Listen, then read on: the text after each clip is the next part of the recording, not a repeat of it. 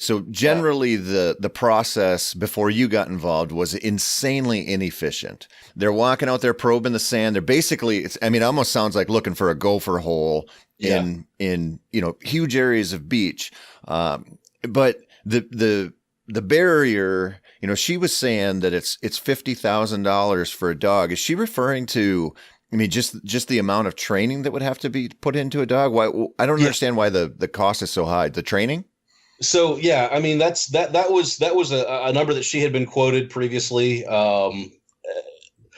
I think I mean that number to me is a little it's a lot inflated. I was gonna say I would train a turtle dog for half of that in a heartbeat. Oh yeah, yeah, for sure, for sure. And in fact, you look at the when the police buy single purpose dogs, a bomb dog or a drug dog, they're looking at 25,000 dollars, so about half that price, and that's for a pedigreed Belgian Malinois that they got from Europe, and Yep. spent 6 months training to do this. So that was I mean that's kind of a big number. I thought it was a little Hmm. overstated, but at the same time, it's kind of a niche thing. So lots of people are training, narcotics and explosive detection dogs, but not a lot of people are training conservation dogs yet. Oh, it's Yep. growing every day, which is awesome. Even $20,000 for a dog would be a lot for them. I mean, um, they Dr. Shaver spends a lot of time writing grants to get money for all of their Hmm. operations as it is. So adding more expense and costs and stuff is just prohibitive for them. I get that. I just keep thinking. I would think the average, Labrador Retriever, if you had a qualified trainer involved and you could get a hold of the scent, could take a dog and teach them how to do this. I mean, they Sure. can handle so many different tasks. And I Yeah. just before we move on with the story, has anybody attempted this with like a Jack Russell Terrier or some kind of little terrier that comes from a rat digging Yeah. background? Donna's dog, Ridley, and now Kaylee are Cairns Terriers, and they're great. Ah. When I was envisioning this from emails and talking to people, I was thinking more of my background is in search and rescue for dog training, Mhm. and so I'm thinking of letting the dog loose on the beach and just cruising the beach and having the dog just constantly looking. And that's really not what they're looking for. What they're really doing is we've got a relatively narrow area. It's a half acre, let's say, that we need to Mhm. check. And so when I was envisioning this, it was a combination of dogs that I had access to, and also my vision of having the dog constantly out there or working. I went with bigger dogs. I Yep. trained up Saul, German Shepherd, and Dasha, Belgian Malinois. But the fact of the matter is, yeah, like those little terriers would be phenomenal at this.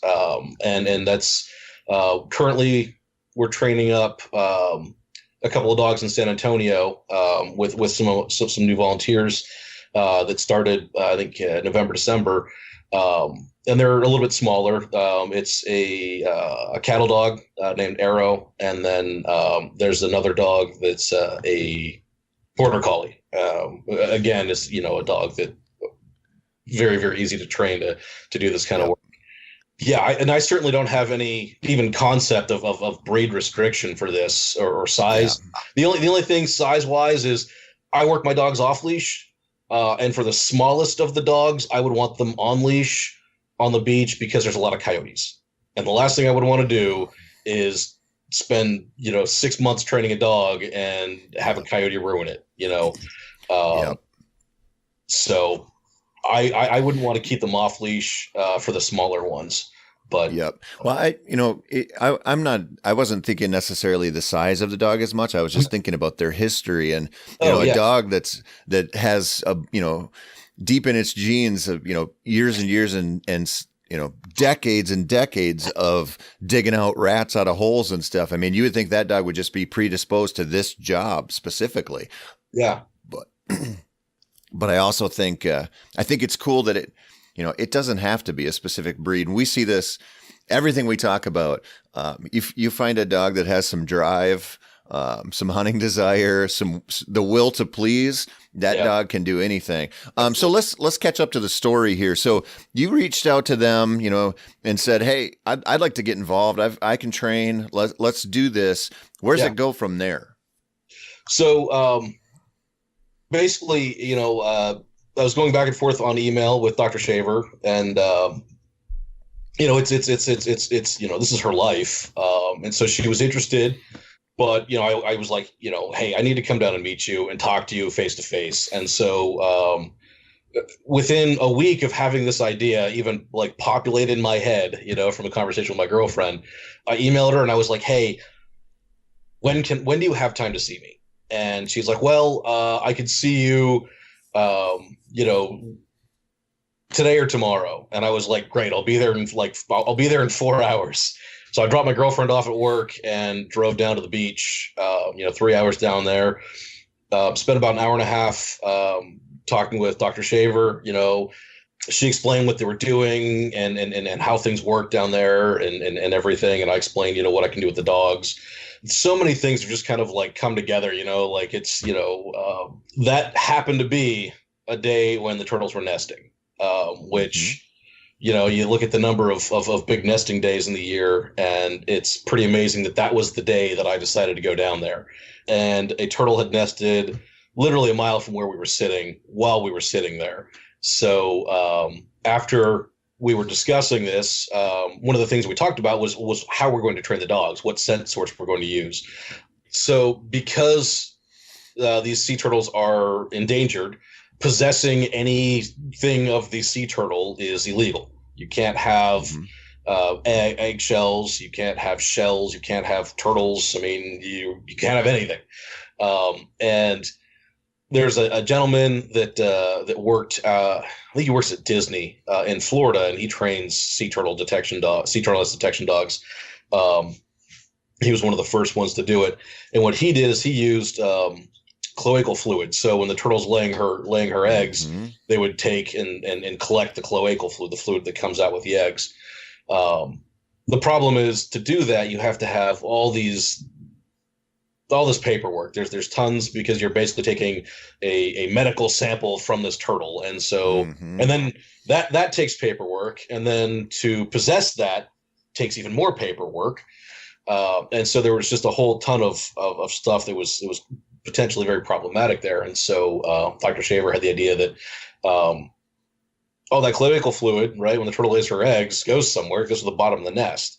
And so what we ended up doing is collecting that sand from the bottom of the nest. So instead of getting cloacal fluid to train the dogs, which would be the best thing to do, what we do is we actually use sand from a nest. So after they pull the eggs out and the eggs are all safe, we'll scrape the sand out of the bottom of the nest and bag it and then freeze it. And so that very first day that I went down to talk to Dr. Shaver, we were able to go just down the beach a little bit and get my first bag of turtle sand.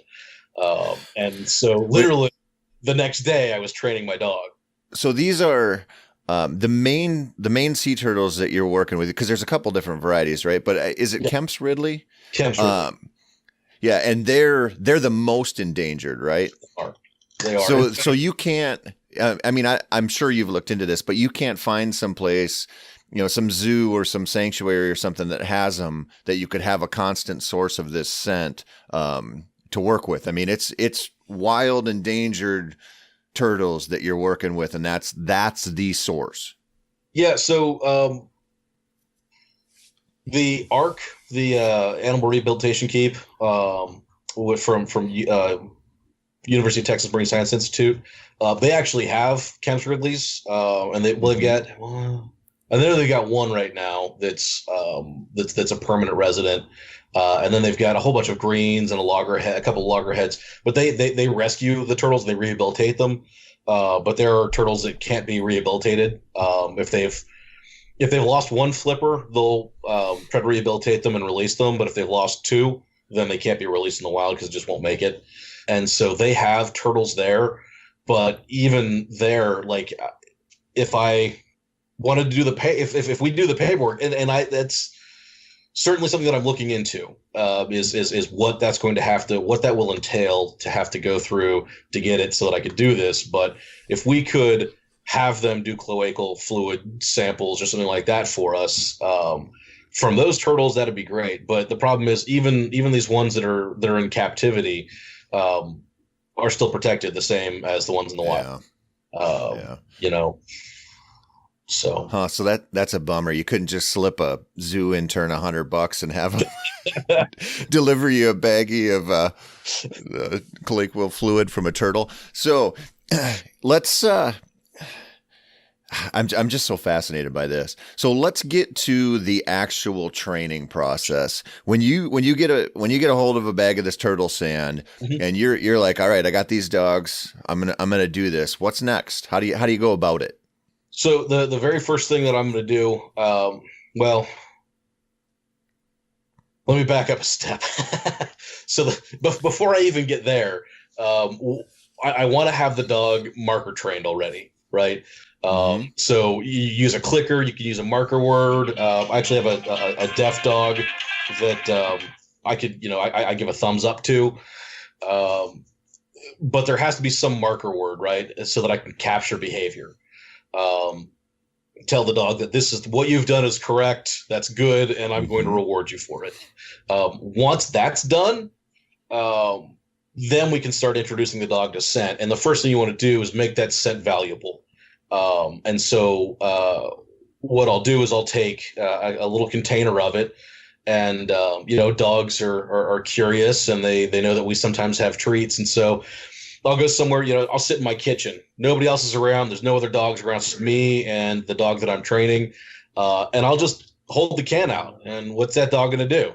Is this a treat, right? And they walk over and they sniff it, and the second they put their nose on it, I click or I say yes, or whatever the mark is, I mark it. And I give the dog some whipped cream, right, or a little. I like whipped cream because they really like it, and I can give them a lot of little licks real quick. And so they sniff it, I mark it, I give them a little bit of whipped cream, and they go, "Oh man, that was delicious! I love this whipped cream stuff." And they might, okay, well I'm going to sit, lay down, I'm going to roll over. What do I have to do to get this right? And eventually, they'll go through the repertoire, and they'll try to figure out what was going on when I got it the first time. And they go, maybe if I sniff the thing again, they'll put their nose on it again. And I mark it, and I give them a treat. And very, very quickly, because these are high drive, smart dogs, they understand that container means they're going to get a treat. And at this point, I don't care that it's the container that they're looking at. They're getting a sniff of it. They're I mean, that's their primary way of understanding the world, I think. And so they'll sniff, I'll give them a treat. They'll sniff, I'll give them a treat. And then when I'm giving them a treat, I'll move it 6 inches to the side, and they'll, put their nose right back to where it was. And they go, "Oh, where'd it go? Oh, there it is." That's their first search. That was the first time they searched for it. And now we're just building that, and I'll make it a little bit harder and a little bit harder. And I'll put it down on the ground.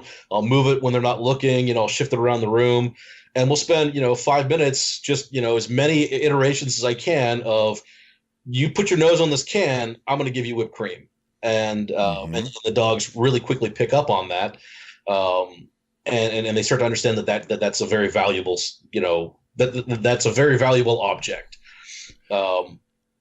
Once they really start to get it, we'll start using a command word, seek or search or sook or whatever you want to use. Go find it, so you'll start being able to give the dogs a command word associated with that scent. So now it's a valuable scent. It's got a name. And then you can start hiding it from them, So then I'll hold on to the dog, and I'll have my girlfriend or an assistant or somebody, walk 5 feet away and put it down right in the middle of the room. Like it's very obvious. Yep. It's right there. I tell the dog search. I let the dog go. The dog goes to it. I click, come back, and they give me a treat. So we'll start doing that. And then once we're doing that, and the dog's starting to really get that, then we'll start adding in our train final response. So I use passive responses for this. Like for avalanche dogs, you train them to dig. When they find somebody, they start digging, because the more they dig, that's the less that we got to dig. That's faster we get the person out. Obviously, we don't want the dogs trying to dig up, critically endangered sea turtle eggs, and so we teach them a passive alert. So Saul, my shepherd, will lay down, and Dasha, the Mal, she sits. So she'll sit and stare at it, and Saul will lay down, hopefully with it right between his paws. Uh, so the dog will run. So basically, the can will be in the middle of the room. Tell the dog to search. The dog runs over, sticks her nose on it, and I say, sit. And the dog sits, and the second they sit, I give them the treat. And when you do that 15, 20, 30, 50, 100 times, eventually the dogs are going to go, I'm going to run up, I'm going to sniff this, and he's going to tell me to sit. If I wait for him to tell me to sit, it's going to take longer for me to get my treat. And so they just try to, jumpstart the whole program, and they'll run up, and they'll just automatically sit. And at that point, it's just a matter of making the problems, harder and further and more difficult. We'll start doing stuff like I have 5 or 6 of the little metal cans that I generally use. So I have one that's got turtle scent, and then I'll put one out that doesn't have anything in it, and I'll let the dogs go. And the first time you set it up so they go to the wrong one first. And Saul, I love him to death. As dogs go in general, he's probably pretty smart. Compared to the rest of my dogs, though, he's not the sharpest tool in my shed. I let him go. I actually have video of it. I let him go. He ran to the first can, the empty one, and he laid down, super proud of himself, and he just laid there. And I stood there and ignoring him. And he just laid there, and he's like, "No, it's right here. I found it. Give me my toy." Because eventually we'll train them. We'll go from the treats, because we're doing a lot of really high repetitions, to toys because they're more motivational. At least my dogs do. Other dogs will prefer food forever, and that's fine. My dogs prefer toys. So he's laying there, and he's like, "Wait, go to the Frisbee."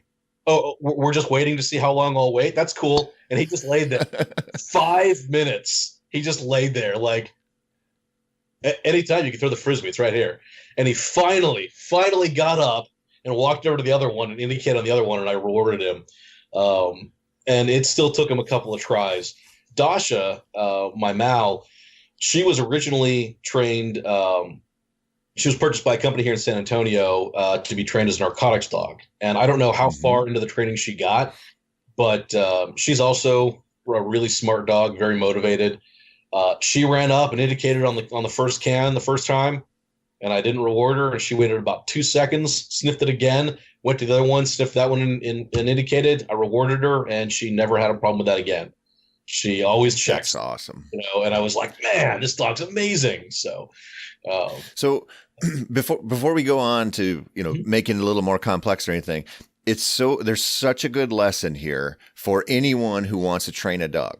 To do anything, whatever command or whatever task you want. You started with insanely simple steps, treat training, and treat training sometimes gets a bad rap. We think about it for puppies, and then for older dogs, a lot of people won't do it. And for the first steps, if you have a food-driven dog, so important, so easy to get them rewarded. And what you did is you structured this entire thing for confidence building and positive association with this scent. And you made it so they are going to succeed every time. And this is what happens a lot. People will go, well, I want my dog to be able to do something awesome. So you skip 47 steps in there and make it too challenging. They don't get it. Then you get frustrated. They get worried. And so what you did is you took this new task and you broke it down into ultra baby steps with the right reward. And eventually, when you make it a little more complicated, you wean them off the treat training, but you still find something they love. So a lot of our crowd, that's just a bumper, right? It's a retrieving dummy. Right. Or, it's praise. Or like you said, if it has to be a food thing, let it be a food thing. If just do what you have to make sure that dog is like, this is the awesome thing I want to do for you. That's so fascinating. It's so interesting to me how you would assume training a dog to hunt pheasants would be so much different than training a dog to find endangered sea turtle nests. And it's not. It's working with that dog and making sure they're successful.